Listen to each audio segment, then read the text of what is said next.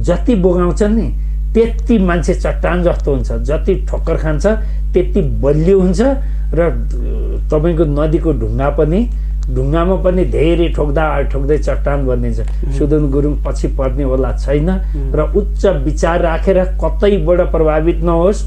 सुदन गुरुङ यो देशको युवाको ढुकढुकी मात्रै नभएर देशको एउटा हिरा हो, म त्यसरी भन्न चाहन्छु। उहाँको तपाईले थोरै भविष्य मतलब चाहिँ गुरुङको चाहिँ भविष्य हैन, सुदन गुरुङ मेरो गाउँठाउँमा नै हाम्रो अगाडिपट्टि भर्खर हुर्किएको बढेको बच्चा हो।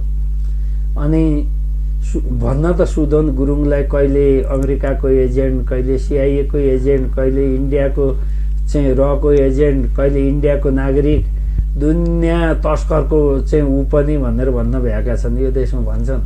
तर सुदन गुरुङ मेरो अगाडिपट्टि पालिएको हुर्किएको बच्चा हो। त्यसले गर्दा उसको बारेमा कसैले, मैले आज मेरो फेसबुकमा पनि एउटा स्ट्याटस राखेको छु, असाध्यै पीडा भयो मलाई। किनभने ऊ 4-5 क्लासको भएर ऊ नाच्दै हिँड्दाखेरि, उसले अभिनय गर्दै हिँड्दाखेरि पनि त्यतिखेरको उसको जुन नेतृत्वको क्षमता, क्लबको निर्माण गर्दाखेरि केटाकेटीहरूलाई समेटेर उसले जुन कार्यक्रमहरू गर्थ्यो सुदन बाबुले, अनि त्योदेखि चितवनमा गुन्जानगरमा उसको देवीथान लिएर उसको चाहिँ जुन घर छ त्यहाँदेखिको लिएर गएर सबै कुरोहरू उसका एक चिजहरू त्यहाँको धेरैजना भाइहरूलाई समेटेर उसले सानोदेखिको एउटा महत्त्वकांक्षी व्यक्तित्व हो। अनि सबैलाई समेट्नु, सबैको असाध्यै यति कोमल छ।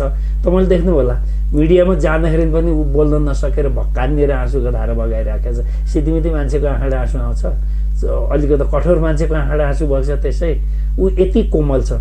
72 सालको भुइँचालोको समयदेखि लिएर आएर पछिल्ला दैवीय विपत्तिसम्म सुदन गुरुङ नपुगेको ठाउँै छैन।